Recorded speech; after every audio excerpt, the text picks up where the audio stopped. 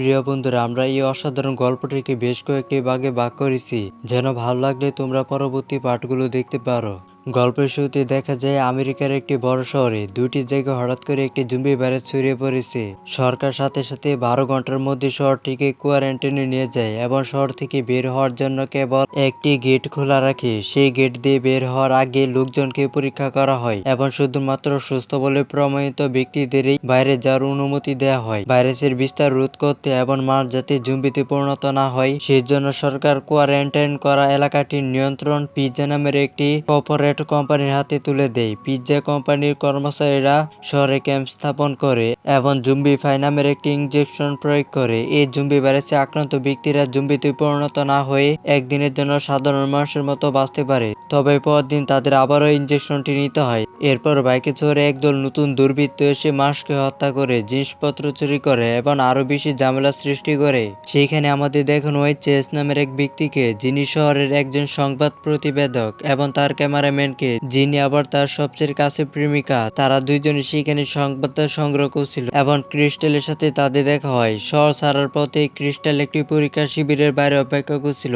এবং তারা তার কাছ থেকে কোনো খবর পাওয়ার আশায় তার সাক্ষাৎকার নিতে শুরু করে।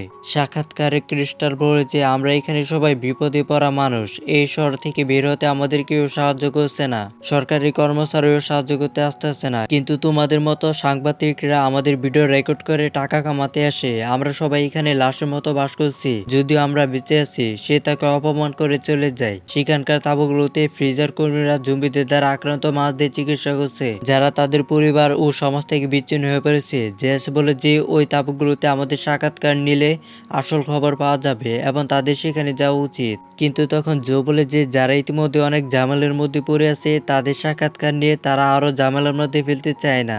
সে তাকে একটি মুদ্রা দেয় এবং একটি খবরের কাগজ বিক্রির মেশিনের দিকে ইশারা করে। সে জিজ্ঞাসা করে, এটা কিসের জন্য? জো বলে, আমরা টিভির খবরের জন্য ভুয়া খবর সরবরাহ করি, আর খবরের কাগজগুলোই বেশিরভাগই আসল খবর প্রকাশ করে, এবং আসল খবর তুমি এখানে পাবে। এটা বলে সে চলে যায়। এরপর চেস তাঁবুর ভিতরে যায়। সেখানে সে একটি অ্যালার্ম সেট করে এবং সময়মতো সবাইকে ইনজেকশন দেয়। চেস গোপনে তার মোবাইল ফোনে এটি রেকর্ড করে। তারপর লোকগুলোর মধ্যে একজন উঠে চেসের উপর রক্তভূমি করে। চেস ডাক্তারকে জিজ্ঞাসা করে, ও তো জম্বি হয়ে যাচ্ছে, আর ওকে এখন ইনজেকশন দেওয়া হয়নি কেন? ডাক্তার উত্তর দেয়, আমরা সবাই ইনজেকশন দিয়েছি।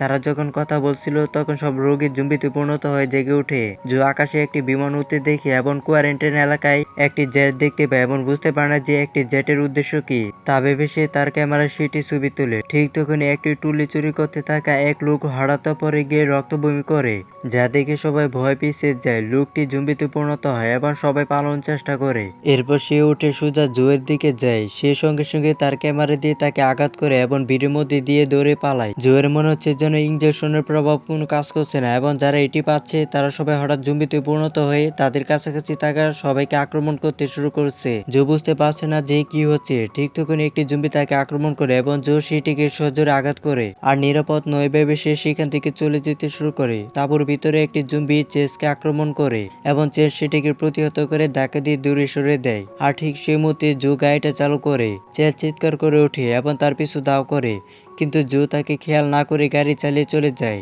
আর তার আশেপাশে বেশ কয়েকজন লোক জম্বিতে পরিণত হয়ে পাশের জনকে কামড়ে ধরে এবং অনায়াসে তাদের খেয়ে ফেলে। এরপর তার কি করা উচিত এ নিয়ে ভাবতে ভাবতে সে ক্রিস্টালকে একটি জম্বি মারতে দেখে সে ভাবে ক্রিস্টাল তো অনেক দিন ধরে এখানে আছে, তাই সে রাস্তাগুলো জানবে। এ ভেবে সে তার পিছু দাও করতে শুরু করে। ঠিক সেই মুহূর্তে চেস যে টিভি চ্যানেলে কাজ করে সেখানে একজন সেলিব্রিটির সাক্ষাৎকার নেওয়া হচ্ছিল, যিনি একটি জম্বি আক্রমণ থেকে বেঁচে গিয়ে নিজের মতো করে জীবনযাপন করছে।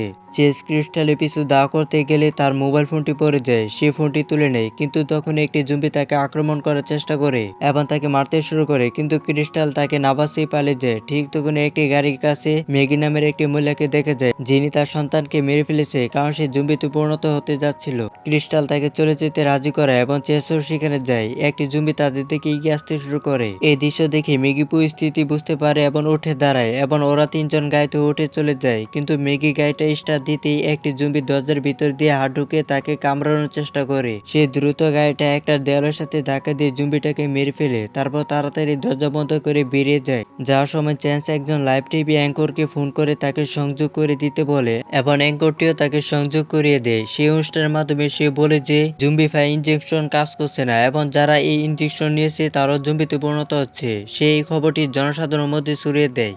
এরপর ক্রিস্টল ম্যাগিকে জিজ্ঞাসা করে যে সে শহর থেকে বেরোনোর পথ জানে কিনা। সে ভুলবশত সামনে থেকে আসা একটি জুম্বিকে ধাক্কা দেয়, যেটি গাড়ি ওয়াল্টের শিল্ডে ভেঙে তাকে আক্রমণ করে। সামনে দেখতে না পেয়ে সে তার গাড়িটি অন্য একটি গাড়ির সাথে ধাক্কা মারে, যার ফলে সেটি বিকল হয়ে যায়। গাড়িটি যখন স্টার্ট হচ্ছিল না, ক্রিস্টাল দৌড়ে একটি দোকানে ঢুকে পড়ে, কিন্তু দোকানের বাইরে একটি জুম্বি দাঁড়িয়ে ছিল এবং সে পাথর দিয়ে সেটির মাথায় আঘাত করে সেটিকে মেরে ফেলে। সে দোকানের ভিতরে গিয়ে দরজা বন্ধ করে দেয়।